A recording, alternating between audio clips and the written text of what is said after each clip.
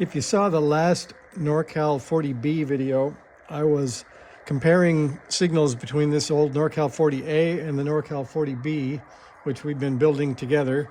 It is actually built, and we were comparing the output levels when the probe got close, I believe, and shorted the base resistor to the collector and took out my output transistor. So in preparation to show you guys what's going on, I've taken two nuts off and I put them in this tray left over from some kind of takeout that I cleaned up so things won't get lost. And that's the cool thing about the old NorCal 40As, is to take the case off, you take out two nuts and that's it. And you can pull the bottom off, and pretty convenient. So along with two screws to get the bottom off, there are no screws to get the top off. They have the plastic latches. So it's a pretty cool case system, especially when you want to go to show and tell and show people what you built, because it's really easy to get to it. And then we can flip it over, and the output transistor is right there, those three leads. We can check it if we, let me turn down that guy's CQ a little bit. We can check it if we look at the schematic just briefly. You can see that the base here goes to R14 and the emitter is grounded.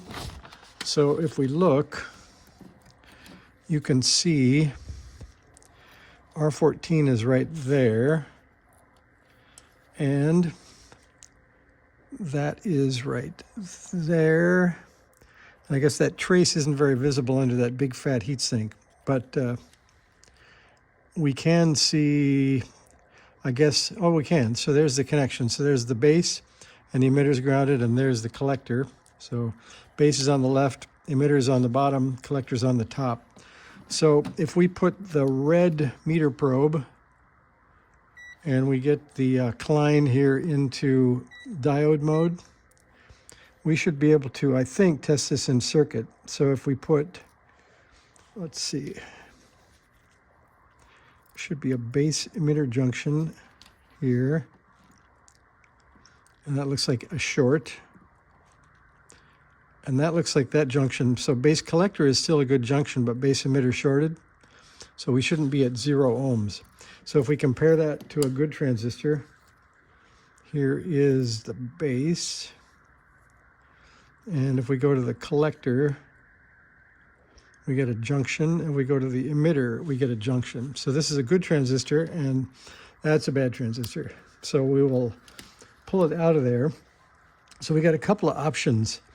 We have a 2N3856, which I found in the junk box.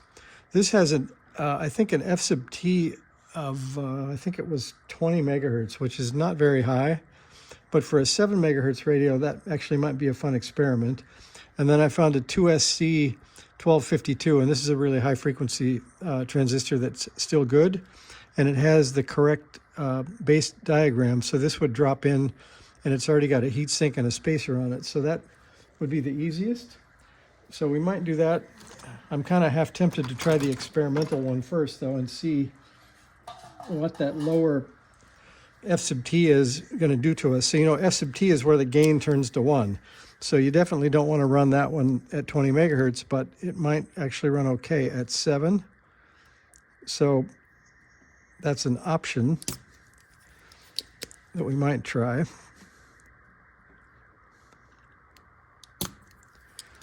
Looks like those are cleaning up pretty quickly. I don't want to blow any traces off because this board isn't super good. Let's see if those will loosen up. Grab some needle nose.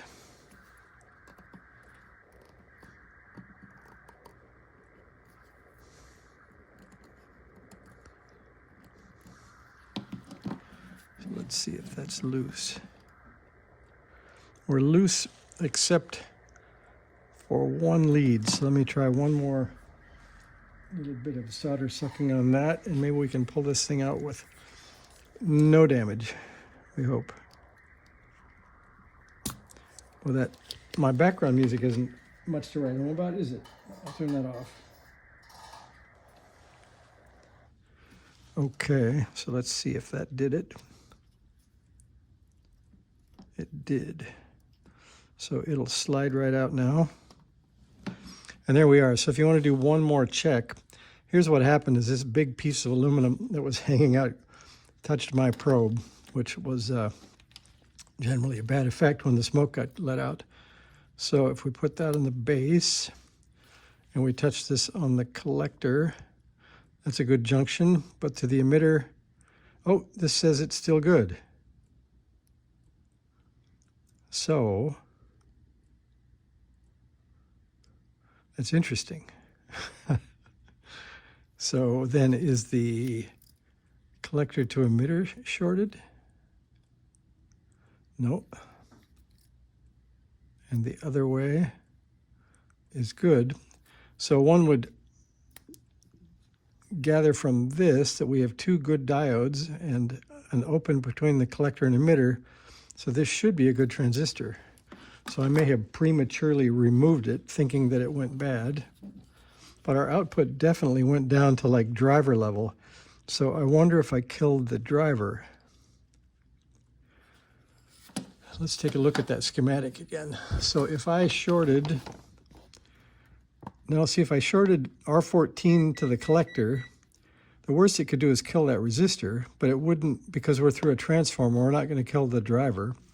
So I can check R14 and see if that's bad, but I don't think I've seen a resistor go bad unless they burn open. But let's see what we have. Let's see, we need back to ohms. There we go. So we're going to check R14 and see if I somehow either blew it open, which would normally be how a resistor would go bad. It wouldn't short. I'm going to get rid of this hook. Well, that wasn't expected. I think that's supposed to stay down inside or further up. There we are. So we're in ohms. That's pretty close to 0.